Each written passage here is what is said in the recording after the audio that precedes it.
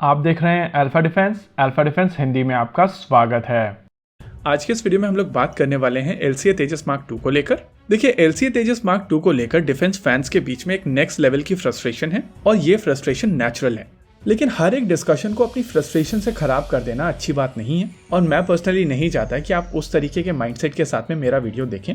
और फिर भी अगर आप अपना फ्रस्ट्रेशन कंट्रोल नहीं कर पा रहे हैं तो मैं सदगुरु के चैनल का लिंक इसमें ऊपर डाल दूंगा, आप थोड़ा मेडिटेशन करके फिर से आकर ये वीडियो देखिएगा। चलिए शुरू करते हैं आज का ये वीडियो। टाइम्स नाउ ने आज एक आर्टिकल किया था जहां पर कहा गया था कि भारत सरकार की तरफ से कंडीशनैलिटी क्लॉज हटा दिया गया है LCA तेजस मार्क 2 प्रोग्राम को लेकर।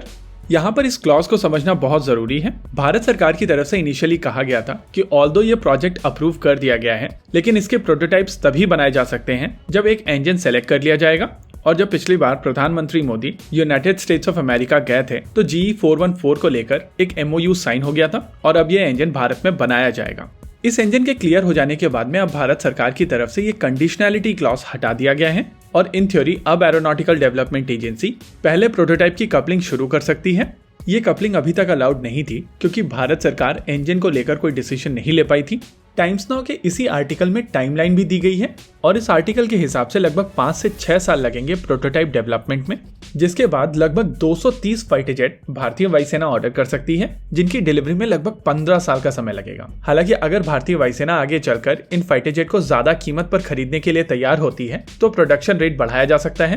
आई एम श्योर आप में से बहुत सारे लोग पहले तो इस न्यूज को लेकर फ्रस्ट्रेटेड होंगे, ऊपर से टाइमलाइन को लेकर फ्रस्ट्रेशन अलग है और ऊपर से ये कंडीशनैलिटी क्लॉज वाला अलग ड्रामा शुरू किया गया है। देखिए, अगर आपका सोर्स विकिपीडिया है तो आप ये मानकर चलिए कि LCA तेजस साल 2009 में शुरू हो गया था और आप कमेंट सेक्शन में गालियां लिखकर इस वीडियो को बंद कर दीजिए। लेकिन अगर आप गंभीर होकर चीजों को समझना चाहते हैं तभी वीडियो आगे देखिएगा। देखिए, पिछले कुछ समय से माना जा रहा था कि भारत और US के बीच में जो रिलेशनशिप है वो काफी बेहतर हो गई है और अब भारत US के ऊपर डिपेंड कर सकता है। उसके बाद होती है यूक्रेन वॉर, साथ ही साथ भारत की तरफ से S-400 ट्रायम्फ खरीदे जाते हैं। इन सभी नेगोशिएशन के दौरान भारत ने ये चीज रियलाइज की है कि भारत US के ऊपर पूरी तरीके से डिपेंड नहीं कर सकता है। मीनवाइल 2-3 दिन पहले पाकिस्तान और US के बीच में एक सिक्योरिटी पैक्ट होता है। इसके बारे में डिटेल हम लोग कॉन्फ्लिक्ट एक्स में देंगे, लेकिन मोरलेस यहाँ पर एक चीज क्लियर हो गई है कि भारत आंख बंद करके US के ऊपर भरोसा नहीं कर सकता है। और अगर पावर प्लांट्स की बात की जाए तो इस समय भारत के सभी फ्यूचर जेट्स कहीं ना कहीं US इंजन्स के ऊपर डिपेंडेंट है, चाहे वो LCA तेजस मार्क 1 हो, मार्क 1A हो,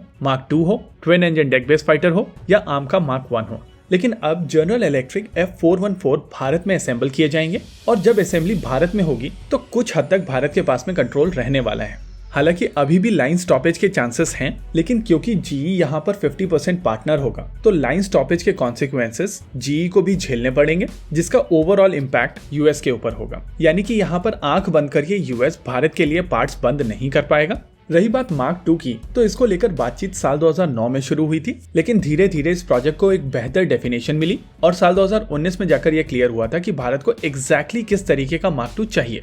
वहां से इस प्रोजेक्ट को लेकर काम शुरू किया गया था और सितंबर 2022 में कैबिनेट कमेटी ऑन सिक्योरिटी ने इसको अप्रूव कर दिया था, लेकिन एक कंडीशन रखी गई थी कि जब तक इंजन फाइनल नहीं हो जाता है तब तक प्रोटोटाइप असेंबल नहीं किया जाएगा। और इसी वजह से एरोनॉटिकल डेवलपमेंट एजेंसी की तरफ से बिना इंजन के जितनी चीजें की जा सकती थी उन सभी चीजों के ऊपर काम शुरू कर दिया गया था।